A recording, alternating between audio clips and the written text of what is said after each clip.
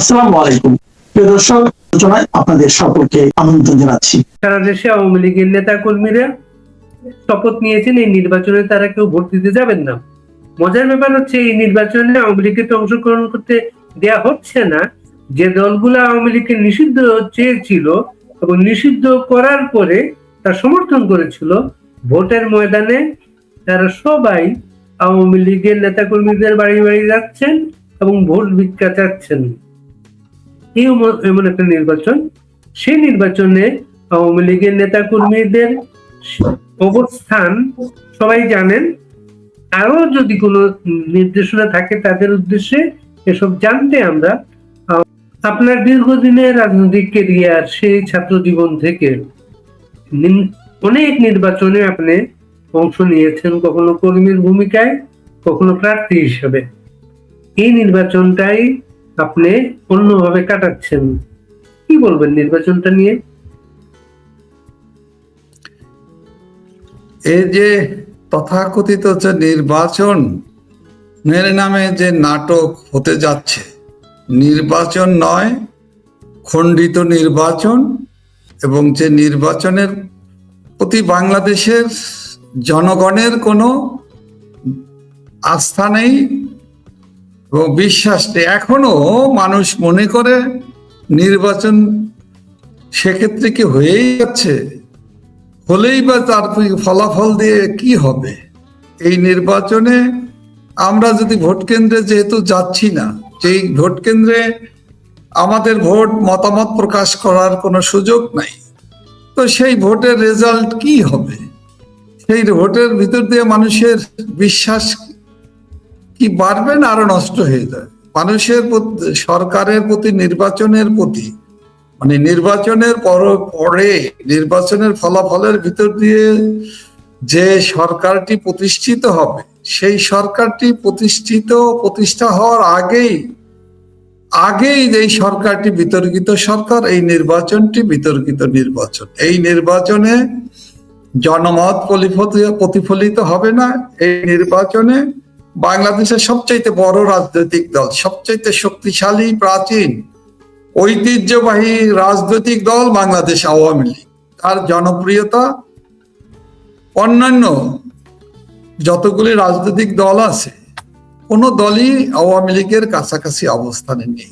অথচ আওয়ামী লীগ নিষিদ্ধ করা হয়েছে অন্যায়ভাবে এবং নির্বাহী আদেশ দিয়ে।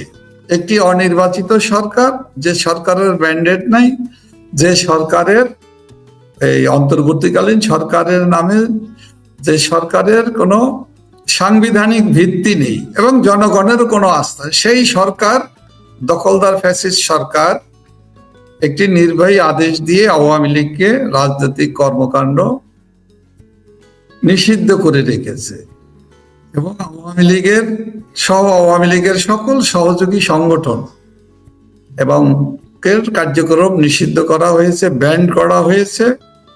সর্বাগ্রে সবচাইতে বেশি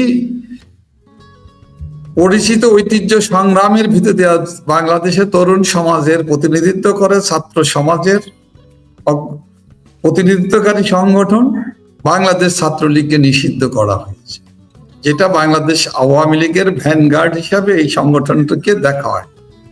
তো এরকম একটা পরিস্থিতির ভিতর দিয়ে যে নির্বাচন হচ্ছে, সেই নির্বাচনের প্রতি কোনো আগ্রহ বাংলাদেশের মানুষের নেই। কারণটা হলো এই অবৈধ সরকারের অবৈধ নির্বাচন কমিশন বিনা অজুহাতে অথবা তুচ্ছ অজুহাতে আওয়ামী লীগের নিবন্ধন বাতিল করে দিয়েছে। বাংলাদেশ আওয়ামী লীগের মতো রাজনৈতিক দলের নিবন্ধন বাতিল করেছে। এই কারণে আওয়ামী লীগের মার্কা নৌকা মার্কা, এটা বাঙালির প্রতীক, বাংলাদেশের মানুষের প্রতীক এবং নৌকা আপামর জনগণের, মানুষের একটা প্রিয় প্রতীক, ভালোবাসার প্রতীক হিসেবে নৌকা মার্কাকে বিবেচনা করে সেই নৌকা মার্কাকেও ব্যালট থেকে সরিয়ে দিয়েছে। তো মানুষের ক্ষুব্ধতা কিন্তু এ কারণে আরো বেড়েছে যে আওয়ামী লীগকে নিষিদ্ধ করলো, একটি অন্যায় কর্ম করলো এবং অন্যায়ভাবে আওয়ামী লীগের মতো রাজনৈতিক দলকে বাদ দেওয়া হলো নির্বাচন থেকে, তার প্রতীকটাকে বাদ দেওয়া হলো, এবং এই দলকে নিষিদ্ধ করে, এবং এই দলের কোনো মানুষ যাতে ভোট কেন্দ্রের আশেপাশে যারা গণতন্ত্রের কথা বলে অথবা গণতান্ত্রিক আন্দোলনের জন্য যারা কাজ করে তাদেরকে হুমকি দেওয়া হচ্ছে, ভয় দেখানো হচ্ছে, নানাভাবে প্রলুব্ধ করারও চেষ্টা করেও ব্যর্থ হচ্ছে। তারপরও ভয়, আতঙ্ক, গ্রেপ্তার আতঙ্ক, মিথ্যে মামলা দিচ্ছে, দিয়ে দিয়ে তো আওয়ামী লীগের লক্ষ অধিক নেতাকর্মী এখনো কারাগারের ভিতরে বন্দি অবস্থায় আছে। কারাগারের অভ্যন্তরেও আওয়ামী লীগের এ পর্যন্ত আমাদের হিসাবে প্রায় 2 শতাধিক নেতা কর্মীকে নির্মমভাবে, তাদেরকে আমরা বলি এদেরকে নির্মমভাবে হত্যা করা হয়েছে। কারাগার হলো নিরাপদ জায়গা, সেখানেও নিরাপদ না, সেখানে আওয়ামী লীগের কয়েকদিন আগে, 2 দিন আগে একজন বীর মুক্তিযোদ্ধা, আওয়ামী লীগের প্রেসিডিয়ামের সাবেক সদস্য, উপদেষ্টা পরিষদের সদস্য, জীবনে যত ইলেকশন করেছেন সব নির্বাচনে নির্বাচিত হয়েছেন, কমপক্ষে 7 বার জাতীয় সংসদের এমপি হিসেবে নির্বাচিত হয়েছেন। তিনি সফলতার সাথে মন্ত্রী পরিষদের কয়েকটি মন্ত্রণালয় সামলিয়েছেন। সেই আমাদের বর্ষিয়ান প্রবীণ নেতা রমেশ সেন দাদাকে কারাগারের অভ্যন্তরেই তাকে হত্যা করা হয়েছে। কারণ তাকে যখন হসপিটালে নিয়ে যাওয়া হয়, ডাক্তার সেখানে কিন্তু বলেছে, উপস্থিত ডাক্তার বলেছে এখানে আনার আগেই উনি মারা গিয়েছেন। এরকম প্রতিদিনের মৃত্যু, দুঃসংবাদ শুনে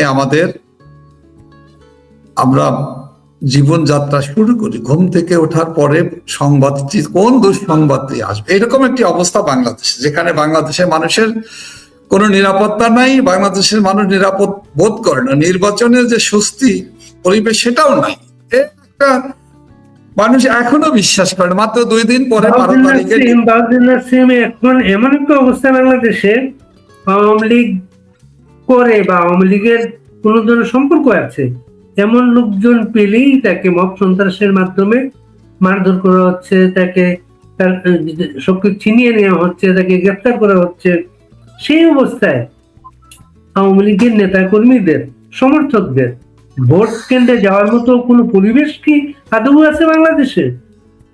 বাংলাদেশের পরিবেশটা তো পরিবেশটাই তো ভয়ঙ্কর একটি পরিবেশ। পরিস্থিতিটা এমন ভাবে তৈরি করা হচ্ছে, আসলে ভোট তো নয়, একটি আয়োজন হলো ক্ষমতাকে ধরে রাখার জন্য বিশ্ববাসীকে একটি বার্তা দেওয়া, একটা ভুল বার্তা দেওয়া, তাদেরকে ধোঁকাবাজি করা, বিশ্ববাসীকে ধোঁকা দেওয়া, বাংলাদেশের জনগণের সাথে প্রতারণা করা। কি প্রতারণা? যে নির্বাচন হলো, এই নির্বাচনে জনগণ গণতান্ত্রিক প্রক্রিয়ায় ধাবিত হলো দেশটি। আসলে তো এটা তো নির্বাচন না, এটা বাংলাদেশের মানুষ জানে, বাংলাদেশের প্রতিটি শ্রেণী পেশার মানুষের কাছে এটা কিন্তু উপলব্ধিতে আছে। যে কারণে নির্বাচন যে আদৌ হচ্ছে কি হচ্ছে না সেটার চাইতে বড় প্রশ্ন, সেটা কিন্তু বড় প্রশ্ন নয়। প্রশ্ন হলো এখন নির্বাচনের ফলাফল তো আগেই নির্ধারিত, এখানে তো নির্বাচনে জনগণের যাওয়ার কোনো প্রয়োজন নেই। যেখানে ভোট দেওয়ার নির্বাচনের ফলাফলটা আগেই তৈরি করা, যেমন আপনারা ক্ষমতায় থাকতে এখানে একটা 4 দলীয় জোট ছিল এক সময়, বিএনপি জামাতের। সেই 4 দলীয় জোটের 2টো দল আজকে পরস্পরের প্রতিদ্বন্দ্বী। আমি এবং আমরা এবং মামারা, হ্যাঁ, যেমন তারেক রহমান বলতেন শিবির এবং ছাত্রলীগ হচ্ছে এক মায়ের পেটে 2 সন্তান। শিবিরের সম্মেলনেও তিনি গিয়েছিলেন এবং সেখানে এই শিবির এবং ছাত্রদল, জাতীয়তাবাদী ছাত্রদল একই মায়ের পেটে 2 ভাই সন্তান, তারাই কিন্তু আজকে প্রতিদ্বন্দ্বী। সেটাই প্রতিদ্বন্দ্বী না, আমি বলবো এটা কোনো প্রতিদ্বন্দ্বিতা নয়, এটা একটা সাজানো নাটক। ফলাফল নির্ধারিত, এবং এটা নির্ধারণ করা আছে।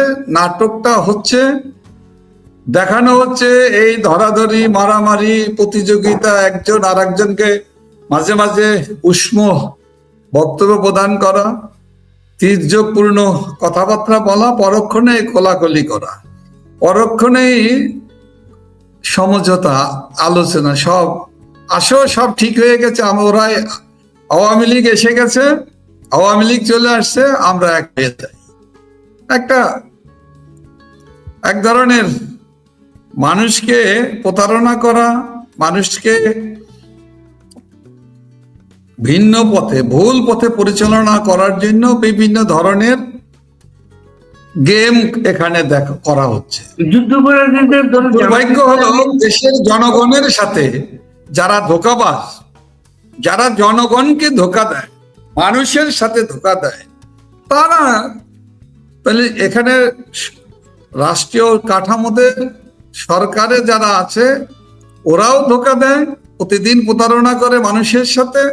নির্বাচনে যারা অংশগ্রহণ করেছে, যারা করতেছে, মামারা আর ভাগিনারা, তারাও জনগণকে ধোঁকা দিচ্ছে। তো এই জনগণের জন্য হয়েছে মহা বিপদ, আর আওয়ামী লীগের নেতা কর্মীদের জন্য হয়েছে সব মব সন্ত্রাসীদের আক্রমণে আর গণগ্রেপ্তার আর ভয়, আর আওয়ামী লীগের নেতা কর্মীদেরকে গ্রেপ্তার করা, কারাগারের ভিতরে আটকিয়ে জামিন না দিয়ে কারাগারের ভিতরে অত্যাচার করা, বাইরে মব সন্ত্রাস করা, আর রাষ্ট্রযন্ত্রকে ব্যবহার করে ভয় দেখানো, ভোট কেন্দ্রে যেতে হবে, ধর্মীয় সংখ্যালঘুদের প্রতি আতঙ্ক ছড়ানো, ভয় দেখানো, হুমকি দেওয়া, ভোট কেন্দ্রে যেয়ে দেখিয়ে ভোট দিতে হবে, ভোট না দিলে দেশ ছাড়া করে দেব, নানান কথা, যেটা এখন বাংলাদেশের মানুষের আতঙ্কগ্রস্ত। বাংলাদেশের মানুষ এখন 12 তারিখে কি হবে, 12 তারিখে কি হতে পারে, 12 তারিখে ভোট দিতে গেলে কি হবে, ভোট দিতে গেলে ভোট কেন্দ্রে ভোট দিতে পারবো কিনা, ভোট দিয়ে স্বস্তিতে শান্তিতে বাড়িতে ফেরত আসতে পারবো কিনা, নানা ধরনের আলোচনা এখন বাংলাদেশের গ্রামে গঞ্জে, পথে প্রান্তরে, মানুষের ভিতরে যেটা আনন্দ। যুদ্ধাপরাধীদের দল জামাত ইসলামীর আমির শফিক আজকে জাতির উদ্দেশ্যে ভাষণ দিয়েছেন এবং তারা বলেছেন মুক্তিযুদ্ধের সঠিক ইতিহাস তারা তুলে ধরবেন। এটা জামাতে ইসলামীর আমির যদি মুক্তিযুদ্ধের সঠিক ইতিহাস তুলে ধরবেন, তো সেটার ভিতরে তো এক ধরনের আতঙ্কিত হওয়ার ব্যাপার হয়ে দাঁড়িয়েছে। কারণ যারা মুক্তিযুদ্ধের সরাসরি বিরোধিতা করেছে, যাদের হাতে রক্তের দাগ, যাদের হাতে মহান মুক্তিযুদ্ধের সময় আমাদের 30 লক্ষ বীর সন্তানেরা যে আত্মাহুতি দিয়েছে, সেই হত্যার সাথে, হত্যাকারীদের সাথে এবং হত্যাকাণ্ডের সাথে যারা জড়িত, তারা যদি ইতিহাস দেখে, সেটা তো মুক্তিযুদ্ধের ইতিহাস রচিত হবে না। সেই রক্তাক্ত ইতিহাসের একটা প্রমাণ আমরা পেয়েছি। ওলি আহমদকে এখন স্বাধীনতার ঘোষক হিসেবে চিহ্নিত করা হয়েছে। ওলি আহমদ নাকি প্রথম স্বাধীনতার ঘোষণা দিয়েছিলেন। এগুলো নিয়ে আলোচনা করতে গেলে তো অনেক আলোচনার প্রয়োজন, সেই সময় হয়তো আপনার কাছে নেই। এটা নিয়ে পরে আলোচনা করব। তবে একটি কথা আপনাকে বলি, কর্নেল ওলি আজকে জামাত ইসলামীদের সাথে মিলে মুক্তিযুদ্ধ নামের মুক্তিযোদ্ধাদের কলঙ্কিত করার জন্য এই কাজটি করেছে। কর্নেল ওলি সাহেব একজন বয়োজ্যেষ্ঠ মানুষ হয়ে উনি কখনো বলেছেন, সেনা শাসক রাষ্ট্রপতি জিয়াউর রহমান সাহেব মুক্তিযুদ্ধের ঘোষণা দিয়েছেন এবং উনি তার সাক্ষী বলেছেন। কখনো উনি বলেছেন ড্রামের উপর দাঁড়িয়ে মুক্তিযুদ্ধের ঘোষণা দেওয়া হয়েছে। উনি উদ্ধার করেছেন, উনি কালুরঘাট বেতার কেন্দ্র দখল করেছে, এগুলো নানা কথা মহান সংসদে কিন্তু এগুলো আছে।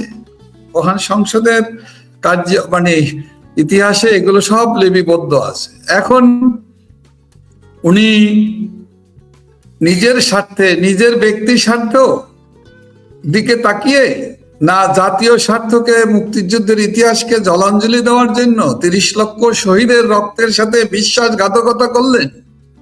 এটা আমরা বিস্মিত, আমরা হতভম্ব। গোটা জাতি কর্নেল অলি সাহেবের মতো একজন মানুষের কাছ থেকে এটা প্রত্যাশা করেন, অথচ এই মানুষটি সারা জীবন, উনি রাজনীতিতে অংশগ্রহণ করার আগেও জিয়াউর রহমান সাহেবের একজন ঘনিষ্ঠ এবং কট্টর সমর্থক এবং তার সহযোগী ছিলেন। এ কারণেই তো আমরা বলি বিএনপি আর জামাতের সাথে আলাদা করা মুশকিল।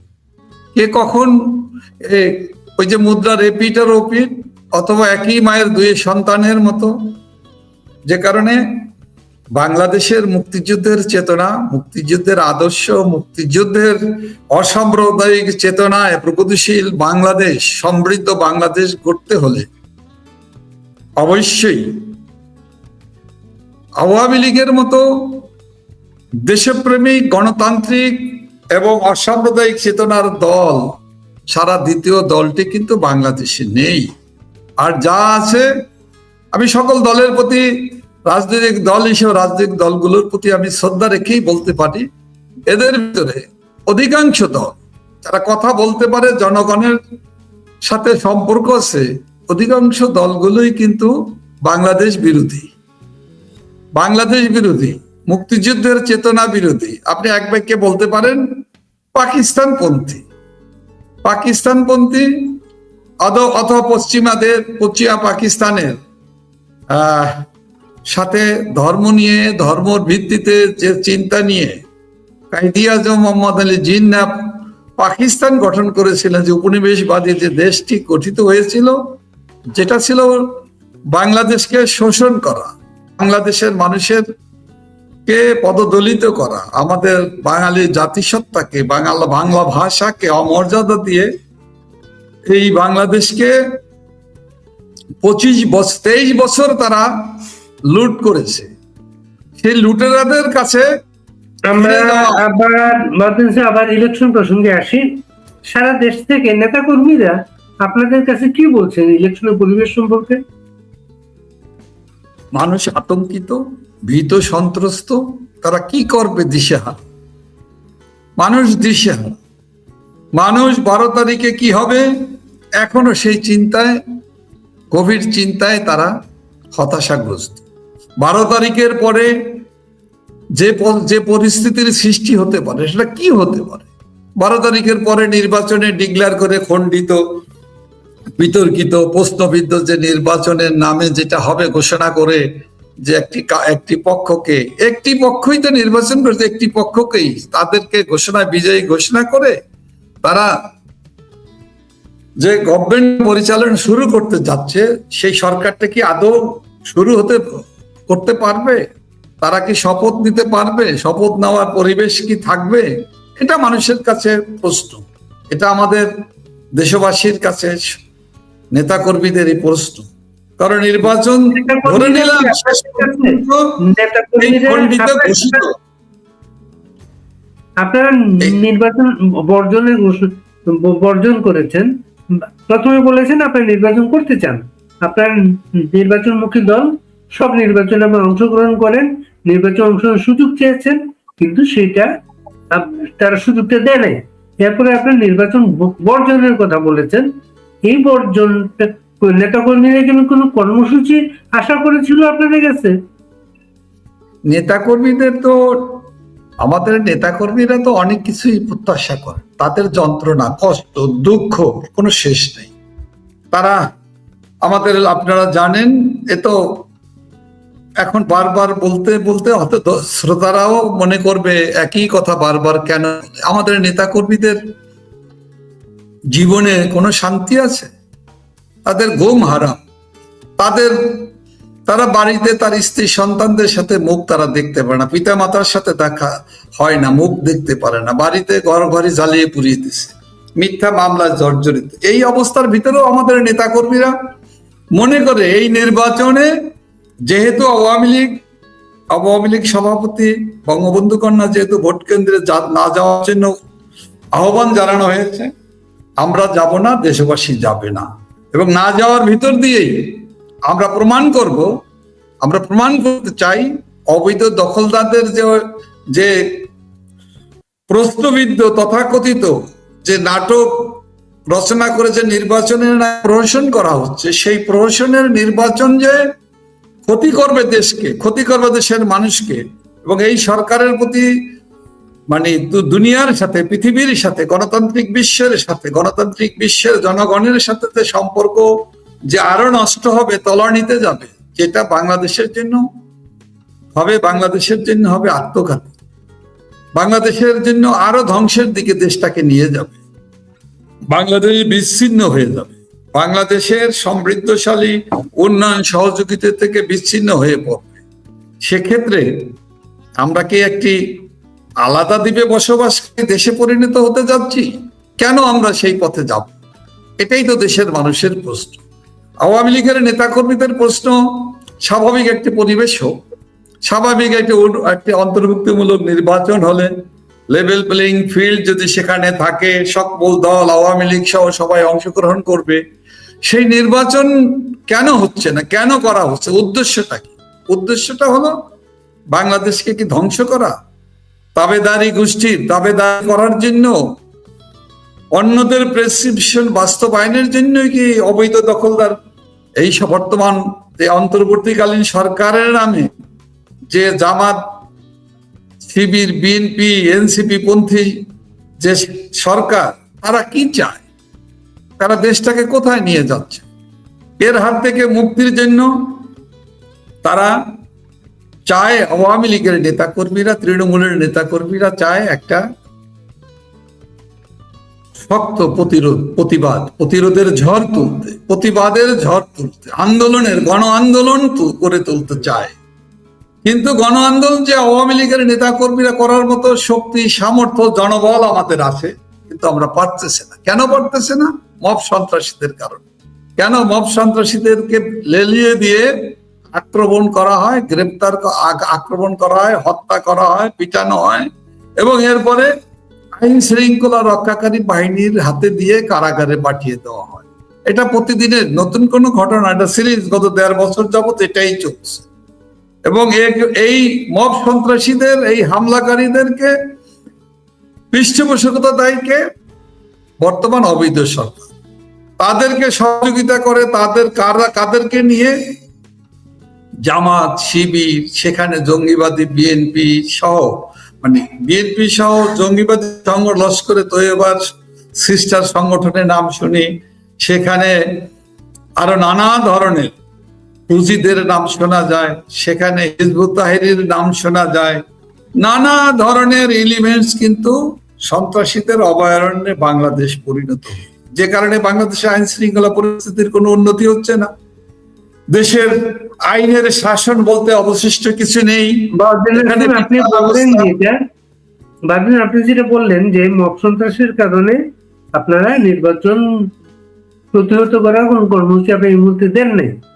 নির্বাচন হওয়ার পরে নেতাকর্মীদের জীবন দিয়ে কত রক্ত দিবে, আর কত রক্ত ঝরাবে আওয়ামী লীগের নেতাকর্মীরা, আর কত প্রাণ দিবে, আর কত অত্যাচারিত হবে দেশের জন্য।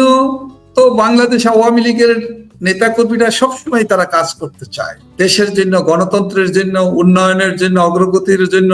দেশরত্ন শেখ হাসিনার নির্দেশনায় আওয়ামী লীগের নেতাকর্মীদের সংগ্রাম, ত্যাগ, তিতিক্ষা সর্বজন বিদিত। তো আমরা চাই না বাংলাদেশে অশান্তি হোক, আওয়ামী লীগ চায় না দেশে অশান্তি, রক্তপাত, রক্ত ঝরলে দেশের মানুষের জীবনহানি যেমন ঘটবে, আওয়ামী লীগের নেতাকর্মীরা জীবন দিবে, আরো অসংখ্য মিথ্যে মামলা, নতুন করে খুনের মামলা হবে, সে মামলার আসামিও আওয়ামী লীগের নেতাকর্মীরা হবে। অথচ তারা অপরাধ করে, সন্ত্রাসী, খুনি, এই মব সন্ত্রাসীদের কিন্তু কোনো মামলা দেওয়া হয় না, তাদেরকে আইনের আওতায় আনা হয় না, উপরন্তু তাদেরকে আইনি সুরক্ষা দেওয়া হয়। আপনি দেখেন তাদেরকে ইনডেমনিটি দিয়ে দেওয়া হয়েছে, যে কারণে তাদের সাহস আরো বেড়েছে, অপকর্ম তারা আরো বেশি করে। যেখানে খুন করে যদি মাপ পাওয়া যায়, লুট করে, অগ্নি সন্ত্রাস করে, র‍্যাপ করে, ধর্ষণ করে, মন্দির ভেঙে অথবা মাঠ ভেঙে যদি রেহাই পাওয়া যায়, কোনো বিচারের মুখোমুখি তো হতেই হয় না, উপরন্তু পুরস্কৃত করা হয়, মনোনয়ন দেওয়া হয়, মনোনয়ন দিয়ে জনপ্রতিনিধি মন্ত্রণালয়ে বসানো হয়, তো কি হবে? সেখানে উচ্ছৃঙ্খলতাকে উস্কানি দেওয়া, উচ্ছৃঙ্খলাকে লালন করা হয়। বাবদিনের